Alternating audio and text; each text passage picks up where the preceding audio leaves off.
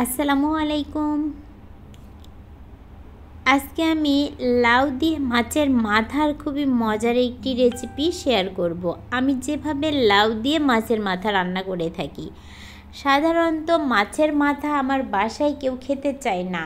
বেশিরভাগ সময় কিন্তু আমি নিজেই খাই, কারণ মাছের মাথাটা এরা খুব একটা খেতে চায় না, আমার হাজব্যান্ড। এই জন্য আমি চেষ্টা করি মাছের মাথা দিয়ে কোনো সময় লাউ রান্না করতে কিংবা মুড়িঘণ্ট করতে।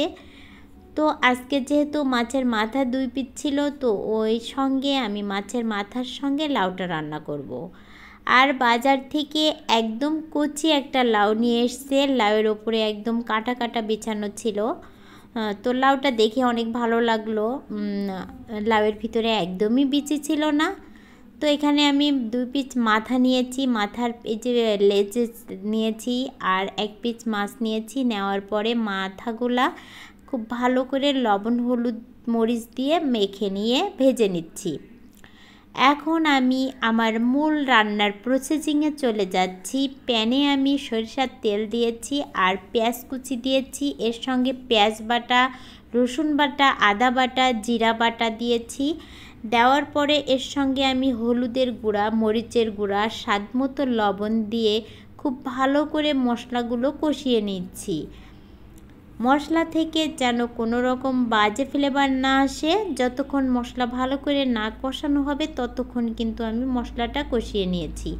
নেওয়ার পরে মাছগুলা যে ভেজে রেখেছিলাম, মাছের মাথাগুলো খুব একটা বড় ছিল না, যাই হোক ফ্রিজের কোনায় যেটাই পড়েছিল ওটাই রান্না করে নিচ্ছি। তো আমি মাছগুলা খুব ভালো করে এখন কিন্তু রান্না করে নিব। লাউ দিয়ে মাছের মাথা রান্না কিন্তু খুবই ভালো একটি খাবার। লাউ শরীরের জন্য অনেক ভালো, যেহেতু রোজা রমজান মাস চলছে, অনেক দিন কোনো রকম সবজি খাওয়া হয় না, সবজি একদমই খেতে পারি না। তো আজকে তাই ভেবেছিলাম যে আজকে দেখি খাওয়া যায় কিনা, আসলেই কিন্তু অনেক ভালো লেগেছিল।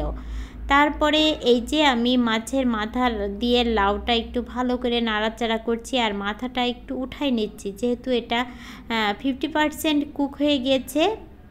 আর এই কারণে মাথাগুলো আমি একটু পরে দেব, নাহলে সবগুলো ভেঙে একদম কাটা ছড়িয়ে যেতে পারে।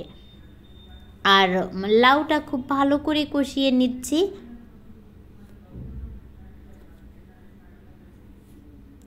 লাউ রান্নার ক্ষেত্রে এই যে সব সময় চেষ্টা করবেন গরম পানি ইউজ করার জন্য। গরম পানি যদি ব্যবহার করা যায় সেক্ষেত্রে কিন্তু লাউটা একদম খুব দ্রুত সফট হয়ে যায়। কষানোর পরে আমি যে মাছগুলা, ওই মাছের মাথা সেগুলাও দিয়ে দিয়েছি। দেওয়ার পরে এখন আমি গরম পানি অ্যাড করে দেব। পানির পরিমাণটা ওইভাবে বলা যাবে না, যে পরিমাণের সবজি সে অনুযায়ী কিন্তু পানিটা দিতে হবে।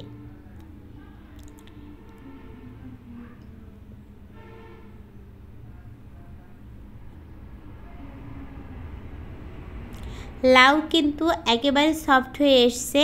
এখন এই পর্যায়ে আমি কিছু কাঁচামরিচ দিয়ে নিচ্ছি আর কয়েকটা টমেটো দিয়ে নিচ্ছি। যারা এখনও ফলো দেয়নি, আশা করি ফলো দিয়ে একটা লাইক ও কমেন্টস করতে ভুলবেন না। আর যদি ভালো লাগে অবশ্যই ফ্রেন্ডস ও ফ্যামিলির মধ্যে শেয়ার করতে পারেন। আর যারা আমার ইউটিউব চ্যানেল থেকে এই ভিডিওটি দেখবেন তারা অবশ্যই একটা সাবস্ক্রাইব করে বেল বাটনে ক্লিক করে অল করে রাখবেন। এই যে রান্নাটি কিন্তু আমার 90% হয়ে গেছে। এখন আমি একটু জিরা গুঁড়া দিয়ে নামিয়ে ফেলছি। কেমন হয়েছে অবশ্যই কিন্তু জানাতে ভুলবেন না। সবাই ভালো থাকবেন, আজকে এই পর্যন্তই।